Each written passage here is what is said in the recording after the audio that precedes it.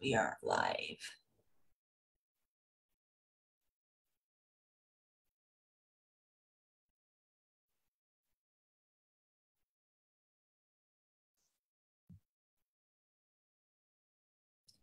Okay, we're live.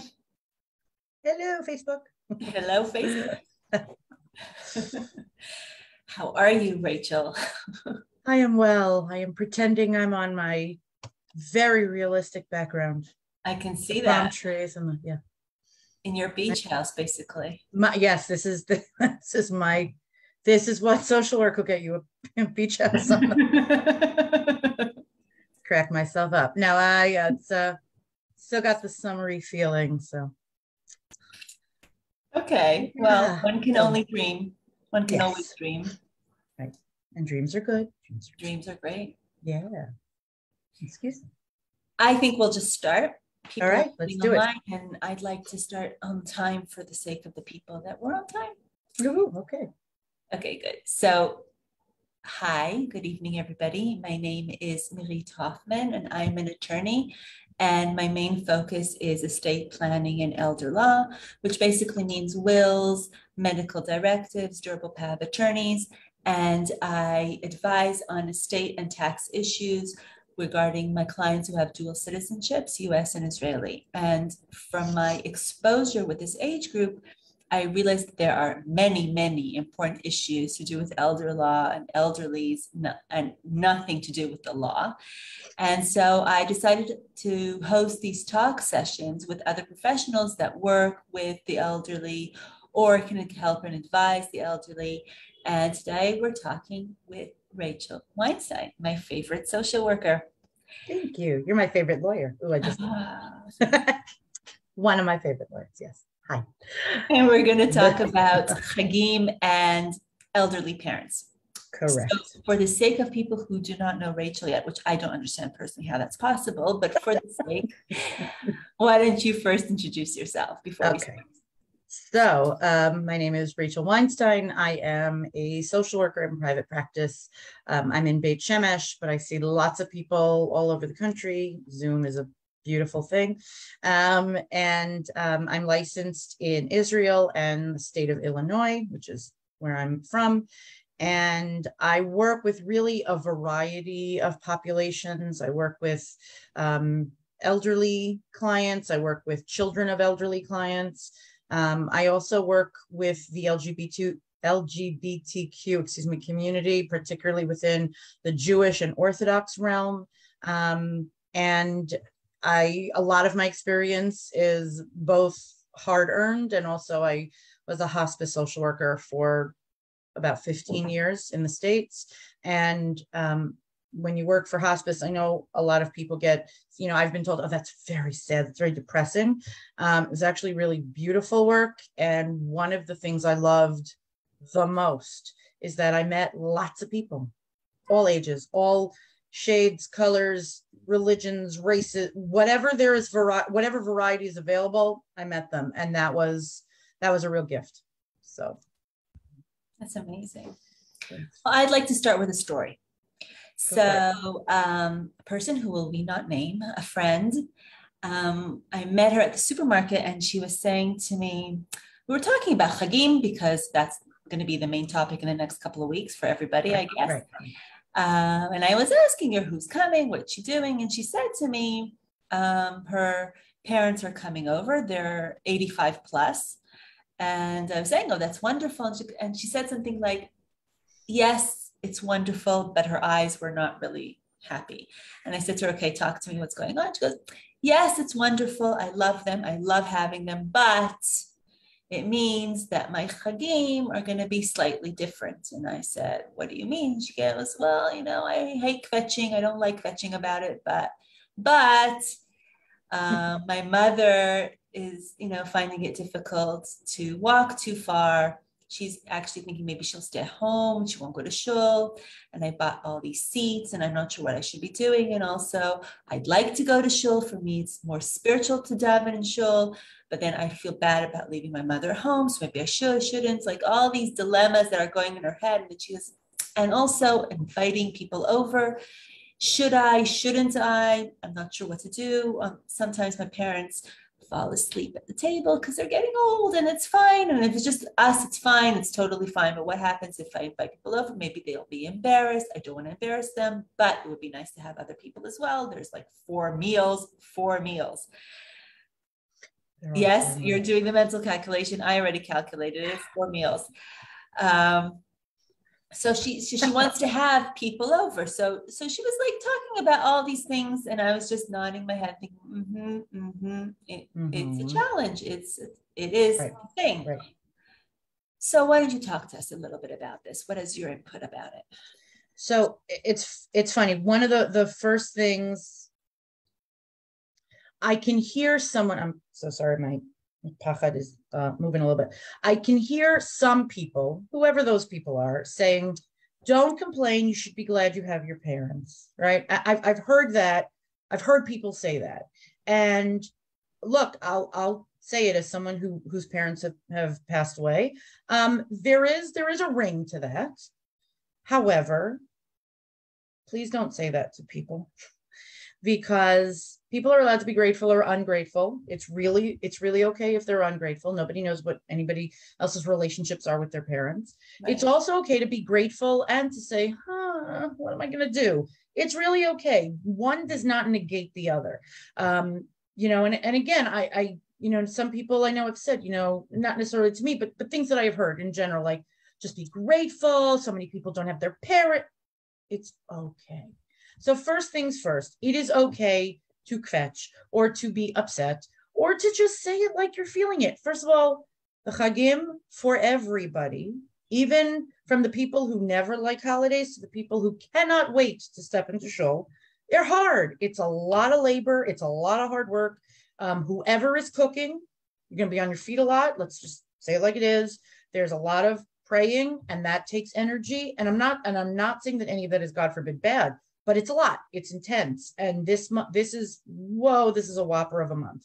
So everyone, I think, deserves a little bit of slack and to cut ourselves some credit. That's number, whether you have elderly parents, you are an elderly parent, whatever. Second thing is, if you have parents, let's say in this particular situation, mom and dad may fall asleep at the table. I don't know who's going to come, and I don't know if they're going to like it and the tickets. Take one issue at a time. Take one issue at a time. Let's just talk in terms of, let's say, guests. I don't know if my parents are going to fall asleep at the table. We're okay with it. I don't know if other people are going to be okay with it. My guess is that someone who says something like that may also be struggling. I'm okay with it, but what about the other guy? Again, it's also okay to struggle. So if you're feeling like, this is not going to be the meals, the kind of meal that I used to have with my family. Mom used to be really vibrant and dad would sing, and now they're schluffing at the end of the table. It's okay to mourn that. It doesn't mean you're mourning them, but it's okay to say, to be honest with yourself and realistic. I remember when there was so much more life in them, and it's hard to say, well, now I just have to respect that this is what they are. I wish I could say, no, you don't have to respect it. You can demand that they do what they did, but they can't. So I think being honest with yourself that, yeah, that is a hard struggle for you. I think that's okay too. If you're going to invite people over or you're not sure, I think it's very appropriate, to speak to your parents or parent, or, and again, depending on what their cognitive abilities are. Old and ill does not mean they can't have an opinion. People have an opinion until they can't. To speak to them or to speak to your guests. What are you guys comfortable with? If mom says, if I fall asleep, who cares? Then that's your answer. And if dad says, I don't feel comfortable, you get to decide, okay, so am I having them? Is a sibling having them? You get to decide what's comfortable. Now, is everything going to be so like, okay, I've decided you can't come because you'll fall asleep at the table? No, life doesn't always work out so neat and fair and all of that. So then you may have to make alternate plans. My friend, sorry, Khani, whoever, just made up a person. I would love to have you for lunch. It's a little hard with mom and dad. Can we take a walk on Rosh Hashanah? Because all that food. Can we walk it off or something? Hopefully, if they are a friend, they'll respect it. They may not love it, but that's okay. But they'll respect you and what you need. If mom and dad say, yeah, sure, invite the whole world, who cares? and your friend Khani says, and you tell your friend, look, I want to let you know, sometimes mom drools, Parkinson's, let's say, right? I'm making this up as I go. I just want you to know, is that okay? I've said this a few times this week, when you ask a question, you are putting yourself in a position to get the answer, not necessarily the answer you want. I shouldn't say the answer, an answer. So if you ask that, your friend Khani or whoever may say, that's really hard for me. It's a visual I'm not really ready to handle. And again, then let's go take a walk. If things are done respectfully and upfront, like, look, I need to know that all the players here, including myself, we can all handle this. If everything checks out, then bring on the guests. And if it doesn't, we'll take that walk, or we'll have Shabbos next week, whatever it is. The holidays are hard. We do not, I don't think it's our religion that says, and now you have to torture yourself. I feel like that's not Judaism. We don't have to torture ourselves. It's okay to set boundaries, and please get input from other people, so it's not all on you, or at least you can delegate a little, if that makes sense. Oh, smart. It's funny because I'm not a social worker, but what I told her about the shul thing, I said to her, why don't you just talk to your mom and explain? Say, sometimes I like to go to shul, Rosh Hashanah, I don't often go to shul, this is important to me, and hear what she has to say. She's your mom. So hopefully she'll either say, fine, go, have no problem staying at home davening, or she might say, that'll be nice. It'll be nice if you stay with me a little bit, or whatever it is, but at least out in the open. Have it out in the open. Don't have an inner kvetch with yourself, talking to yourself and not knowing what to do, and then ending up having them for Chag and being resentful a little bit, maybe. Right. That opens up this this potential war. If you've ever had a fight with someone in your head, they don't know that you're angry, and they say, good morning, and you're like, oh, right, I had that fight in my head. So if your friend is saying, oh, I don't know what to do with the tickets, my mother's going to do this and that and the other thing, she's already angry at her mom. Her poor mom doesn't even know what the question is. Exactly. Right? I know it seems simple, and I also know that it's really hard to say, just talk to each other. I'm very aware that just talk is not so just. It's hard. But we all have a choice. Your friend can absolutely go into Chag saying, fine, I'll do whatever I think they need me to do. Or she can I don't want to say enjoy a little bit of difficulty, because that's not the right phrasing. And I apologize, my dog joined us. Sorry. She didn't make noise all week.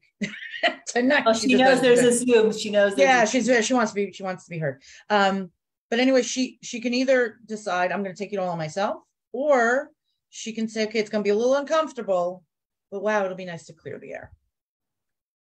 Yeah, sometimes usually these difficult conversations end up talking about something completely different. But as you say, the air is cleared. And then isn't it much nicer to go through Chag where everything's been said sort of, and everybody knows where they're at? So much better than guessing. Right. And even if someone is upset, no, I really want you, I want you to stay home with me. If your friend says, it's really important for me to hear this tefillah, this prayer, this whatever, Mom, I'm gonna do as much as I can for you. This is really important to me, so I'm gonna step out for that. It's important to also take care of yourself and your own neshama and your own kishkis too, so that you're not harumphing like this when then you become like 16. My mom won't let me go to shul, like that. You don't have to be an adult and say that it's okay.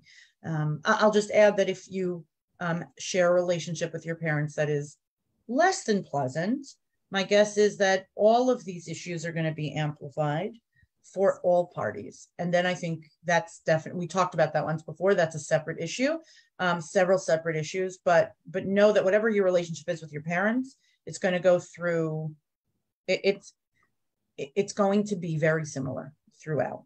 So it's not like, wow, my parents it's always been really difficult, but Rosh Hashanah is going to come and everyone is going to be nice. People don't work that way. So know what you're getting into to the best of your ability. It's actually true. You remind me of something. some people don't actually want to invite their parents because they're so worried they're going to be judgmental because they don't do the same minhagim, or they do different minhagim, or they're not as firm as their parents, or maybe they're more firm than their parents. They're Right. just different than their parents. And they say, Right. I don't want to have to deal with the judgmental of the whole thing. As is, Rosh Hashanah is a challenge for me. I work full time. I'm going to be, staying up like nights to cook, and that's fine. I take that on, but I don't want my parents to come and judge me. Right.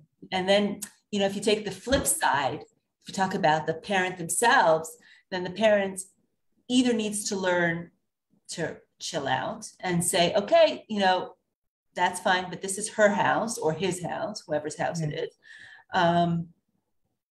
And I decided to come and spend Chag with them. So I'm spending Chag with them the way that they spend the Chag. And that's just how it's going to be. And if they can get to that point, the parents themselves, it would be nicer for everybody. Right. Again, anyone who's judgmental, even though, this time of year, Rosh Hashanah is, time to take stock and look in, within and change the good stuff. It's not a magic trick, so like people, if you don't know you're not nice, you're probably not going to work real hard at changing that. People are who they are. And just because I see fault in someone, right or wrong, doesn't mean they see the same fault, and vice versa. It goes both ways. Sure. So I do think, I'm going to cut myself off. I do think, though, that when it comes to, respecting and assuming in this particular situation that we're talking about fully, capable, cognitively, physically capable people, I think it's a good rule of thumb that when in someone's house, do as that one, generally speaking. If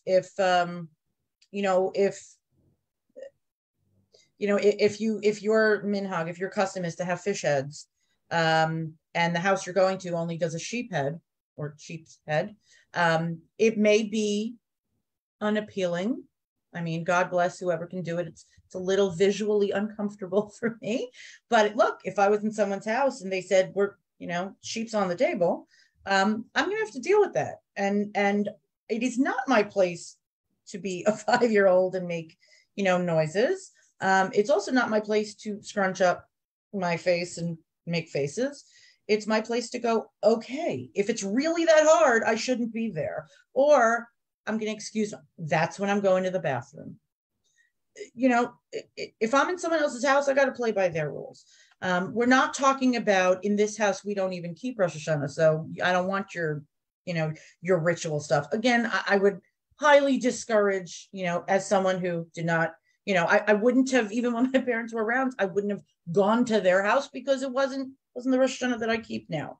But again, that's just knowing your place, knowing your boundaries. Stay in your lane. It's not the time to like, no, you should do this. Try to make it as enjoyable as possible without lecturing or being disrespectful. It's really about being respectful.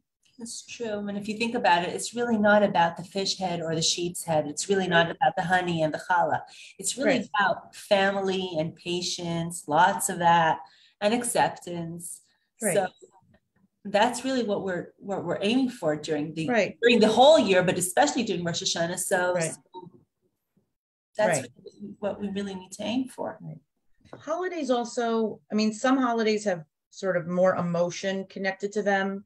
And, for someone, Hanukkah may be like, whoa, that's their time. In general, I feel like Rosh Hashanah and Yom Kippur and maybe Sukkot and Pesach are like the holidays, the ones where like the customs come out and this is how we do it and this is how we don't do it and all of that. Again, it's knowing that this is for some an emotional time. Again, we are talking about taking stock of what we do and how we act and all that. The davening, the prayers themselves they're pretty intense. We're reading about sacrifices and about people who have died tragically in the name of Judaism. Like, we're talking about heavy stuff, like the shofar blowing. That's, it's a lot, Emotions, I don't want to say that they're necessarily running high, because it doesn't always have to be bad, but emotions are going to be there. They're going to be at the surface. So be mindful of that, you know. It's also okay to say, listen, I'm having family over for 2.5 days. I hope that I get out of there without anybody killing each other, which is totally fine. You're not on your own. A lot of us think it. We all love our parents and our siblings. We all love them, but sometimes we love them less after 72 hours. It's totally normal. I'll just say on that note, my during one of the heights of COVID, there were so many. It was this time of, so it's 2020 now, right? This time of year. And we were going into another, month-long lockdown. And I really wanted my daughter to come because when am I going to see you? Right? It's all the Chagim. I'm going to miss all of them. And she's a very wise woman. And she said, Mommy, I love you and I love Abba. I want to still love you and Abba after the Chagim. We're going to go to a friend's house who has a much bigger house. They have kids, our kids' age. It's just more space. I want to still love you afterwards.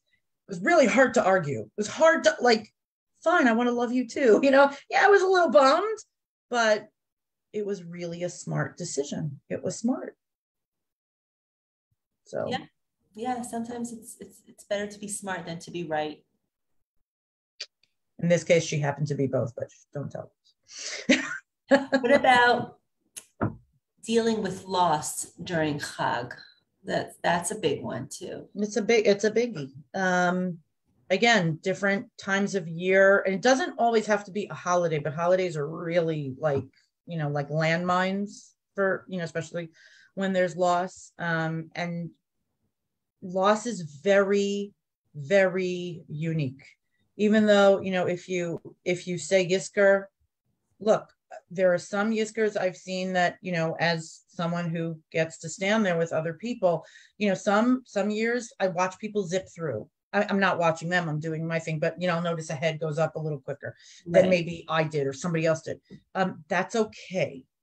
Some people weep. I've had that experience. Some Yisk, I don't know why. It's the same words. Some Yiskers get me and some Yiskers don't. I think, again, it's about if the feeling comes up. I'm big on all feelings are okay. What you do with them, that's where the shades of gray come in. That's where you have to think before you do. But all the feelings are okay. So if you're sitting at a table and, you're, for whatever reason, you're using grandma's honey dish, I know that's a little cliche, but that's what came to mind. And you're thinking, man, I wish Granny were, Safta were here. I remember when she, whatever. It doesn't always have to be that, Safta made the best bracha. It could be, remember when the honey fell in her lap. It can be any memory. It can be any memory, but whatever it is, be cognizant of it. If you want to share that with the people at the table, that's okay. If you need time to move away and cry, that's okay. If you need to sit and stifle it, if that's what you need to do in that moment, that's okay. But it's, it is hard. Some people, I know, I've known some people to put a plate at the table, that's where Safta would be. That may work for some people, that may not work for others. It's gotta, work for certainly the person who is the mourner. I mean, whether it's a recent loss or not. Also, for people who have had a recent loss, and unfortunately, I think there's always too many losses, but I know in our community, there's been some recent ones that have been they're all painful. I don't want to make one better or worse than the other. Even though this is supposed to be, say Chag Sameach, be happy. Be mindful of the other people that you share your shul with, your space with. So I'm not saying restrict your happiness, but I wouldn't, if somebody's crying, I wouldn't go, it's a great day in their face. Be a mensch, be respectful. On the other hand, if you are, God forbid, the mourner, or there is a mourner at the table and somebody laughs, it doesn't mean we all have to sit, we're not at the funeral. It's okay. Take cues from each other, kind of read the room. And if you're the mourner or the newer mourner and you laugh, or you really enjoy that sheep's head, fish head, whatever is on your table, gummy fish, as will also be on my table. And you really enjoy it, and you get like, this is good. It's okay. Even if you're, God forbid, like fresh out of Shiva, it's okay. It's okay to enjoy it. It's not a disrespect to the person you lost. It's okay. It's okay. It doesn't mean like you forgot. I promise you didn't forget. I promise. Interesting, because some people, some people after mourning and they're sitting down for Rosh Hashanah table because they're not going to sit by themselves, obviously. Some people say, all I need is just for that hand on my hand, just saying, I'm here for you, whatever. And that's it. I don't want the discussion around the table to revolve around it. I want to actually feel normal for the couple of hours that I'm sitting around the table with other people. Doesn't mean I don't miss the person that I just lost. It just means that I just need normal just for a little bit.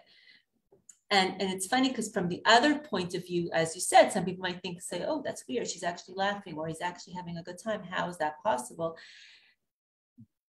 It's okay. It doesn't mean that she's forgotten or he's forgotten the person that just passed away. It just means that he needs that normal, and just be there for that person who needs the normal. Or something struck them funny. And by the way, they're also really sad.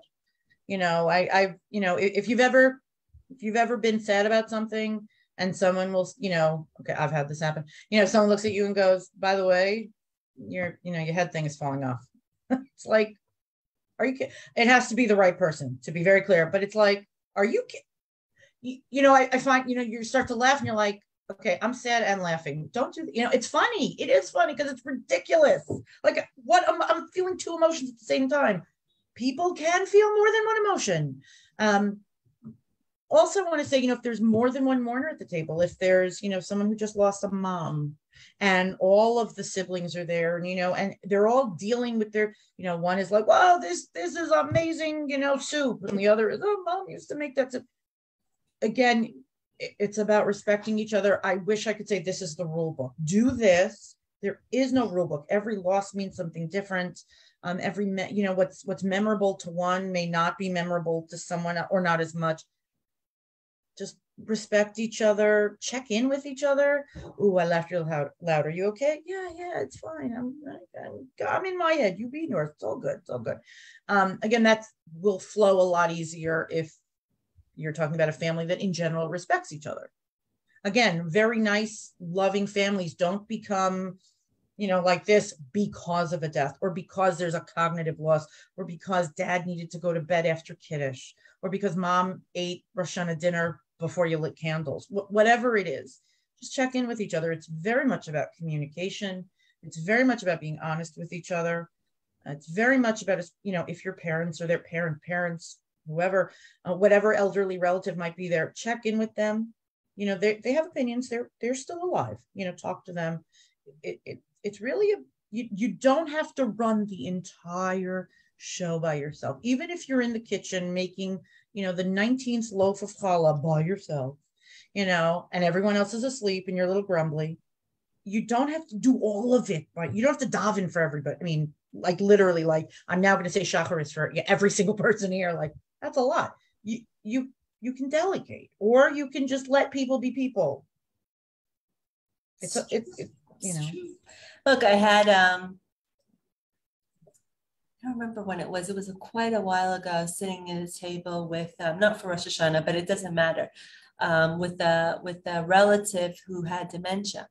But she had dementia to a point where she still knew that she gets forgetful. And sometimes she would slip a little bit more and sometimes a little bit less, but she was sort of there. And the person who was, I think it was her mom, the person who was having us over was actually it was very admirable because she just let it go. So the mother used to talk about something and then used to forget what she was talking about and move to a different subject entirely and then forget about that, move back to the first topic. But she was having such a good time and she was so animated and she was talking and smiley and happy. And the daughter just said, whatever, just let her. It's fine. Right. It's fine. Right. If mom is telling the same story about the time you made an apple and honey in kindergarten, and oh, I told all the, all the family, whatever. If you've heard that story 1,000 times, I think a lot of us have heard the stories about something we did that was cute in Yes, school yes. 1,000 times. Probably told that about our own kids 1,000 times. So long as it's still funny, and you can handle it. You may not really want to hear about, and then you took the red crayon and whatever. But again, pick and choose your battles, as with lots of things. And again, if mom is happy and it's silly, you can say, yeah, you can tell it, mom, remember the chicken I made that year, whatever year, you can bring in, if she's, you can guide. I'm not saying force, you can guide. But you can also roll with it. I think sometimes, when it's like Shabbat or it's Yom Tov, like, okay, things will be different. The house looks amazing. The table, for most people, I think, all of a sudden Facebook will pop up with, this is my table, this is my table. I know. And then there are people like, I'm still washing my dishes. I don't have a table yet. I can't see my table. Whatever it is. I just lost my train of thought. I do not like when that happens. Oh, I'm so sorry. You were saying go with the flow. We were talking about going with right. Look at that, going with the flow. Right. If right. So there's, sorry about that. There's, I think again, this point where like, okay, Chag comes, everything stops. And to an extent that is true. There's something magical about, you light candles on Shabbos and you sit down on your couch and you can't get back up. Like there's something to that moment, but real life doesn't end. It doesn't stop. So, mom, you may want her to remember more, but if her memory is really failing or fading, it's probably not gonna like bounce up. You may be surprised. Certain memories will kick things up. Certain smells smell so powerful. A song may come out that you haven't heard since forever. And that's also about going with the flow. And that may bring up feelings and emotions that like, ooh, I haven't felt that. I haven't thought that in so many years, if you can enjoy that, that's a really sacred moment. That's a special moment. If you can bottle that for a little bit, do that. That's a gift. That really is a gift. It may be really too emotional and too hard, but if it's like, touches, hits that spot, let that work. I think there's if that happens, let's say, during shul time, right? Everyone's chachar, musaf, whatever.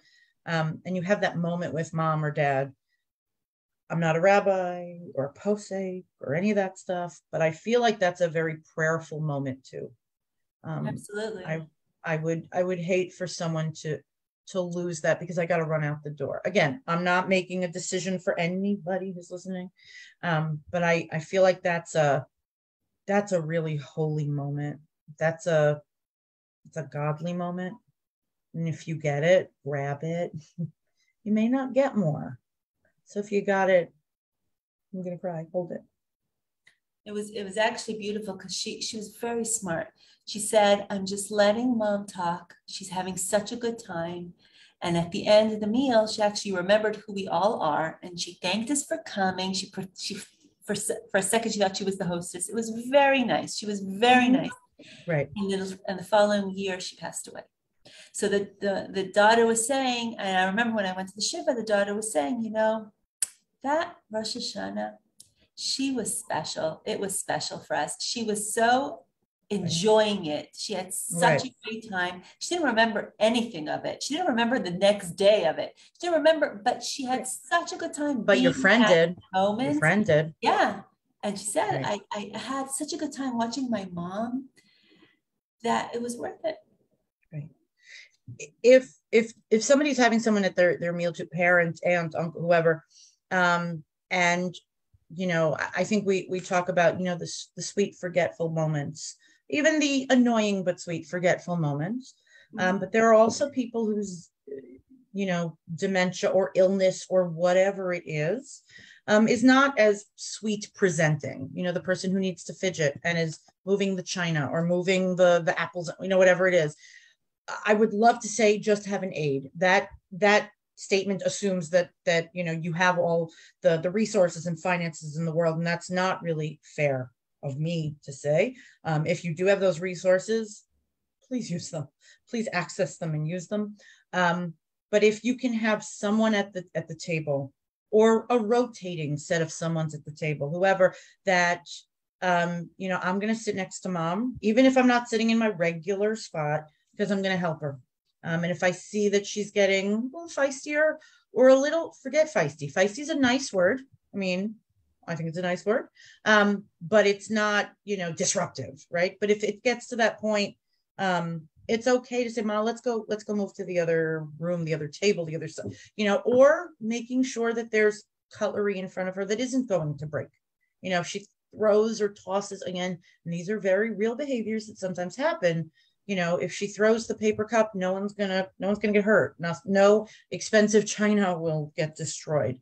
It can be a little hard on the as the adult child. It can be hard for the grandkids too. Like my bubby, she can't have a real plate. I can have a real plate, but she can't.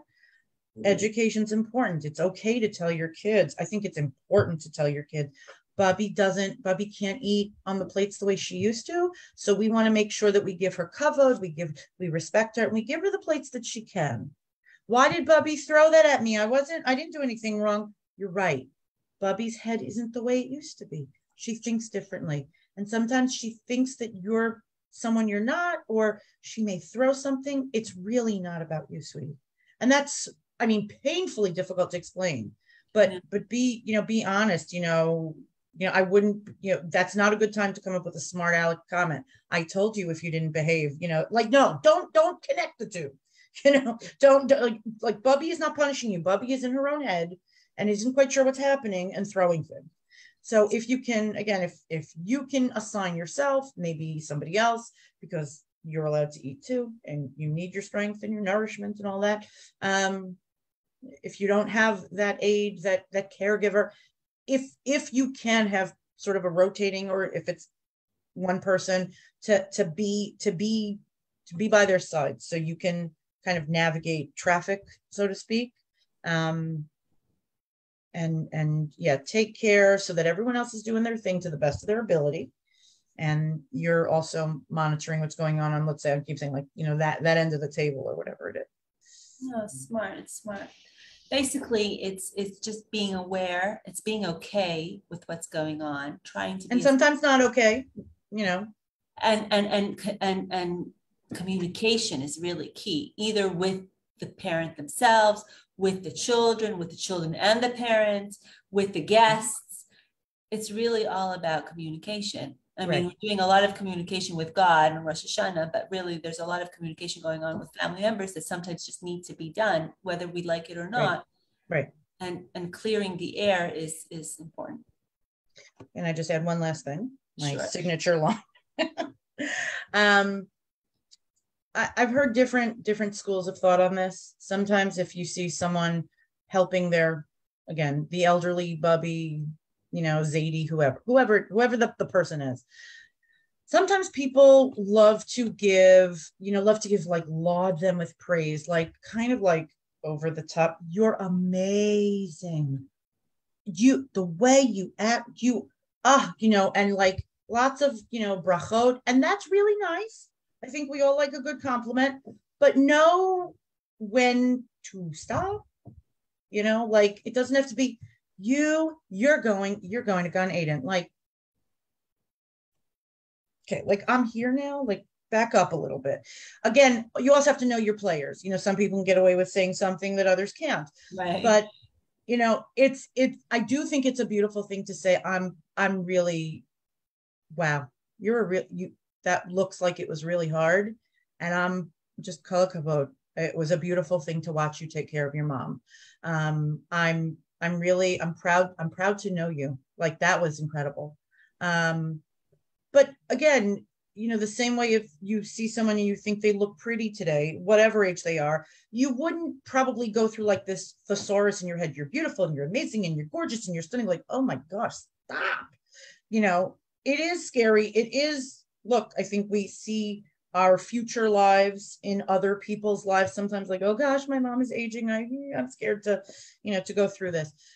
But know your limits. It's okay to say like, rock on, again, depending on what the relationship is. But you don't, have to pile it on. Yeah, because after a while it's like, okay, can I take her to bed now? Because you need to stop. Like, stop talking. Like, I gotta finish this thing I'm doing. Be a mensch. Be nice, be smart, be respectful, And if you don't know what to say, don't. That's true. That's true. If you don't know what to say, don't. Well, be a mensch. If you don't know what to say, don't. And communication is key. Right. And you can say, I don't know what to say. That's okay too. I don't know what to say. Right. And sometimes not knowing is okay too. Nobody's expecting you to know everything all the time. Right. Right. You don't become a gerontologist, because like, okay, I'm going to my friend's house and she's an elderly mom who drools. Okay, let me do research. No, bring a cake and shush. Just enjoy the meal. Exactly. Exactly. So. Yeah. I think the last thing actually people want is to hear the latest research on drooling or the latest research on dementia. Right. With all due respect, I think they know it. I don't think they need it. And I don't think they want to hear it at the table either. Like, I'm eating my soup. Can you not discuss this? Like, can I have a break? Can I eat the soup I cooked? Like, we'll talk later. You can, email it to me or something. We'll talk about it. Right. You don't have to be the expert. It's all good. It's true. It's true. Well, Rachel, as always, yes, it was wonderful. And we could talk more, but I think we got the gist of it. Absolutely. So thank you again and have a Thank you very, very much. And Chag Sameach. That's right. Apparently holidays are coming up. Yes. And I'm just going to shamelessly plug, if anyone wants to talk, I'm happy to meet with them, speak with them. And because it is hard, and that is why there are social workers. Absolutely. And if you have any question, put it in the comments and I will make sure that Rachel gets them all. And if you want to talk to her directly, do you want to put your telephone number at the end in the comments? Sure. Do that sure. too. I can do that. And we have another live, by the way, next week on a different topic before Rosh Hashanah, so stay tuned. But for the moment, everybody have a wonderful night. All righty. See you next week. Bye. Take care.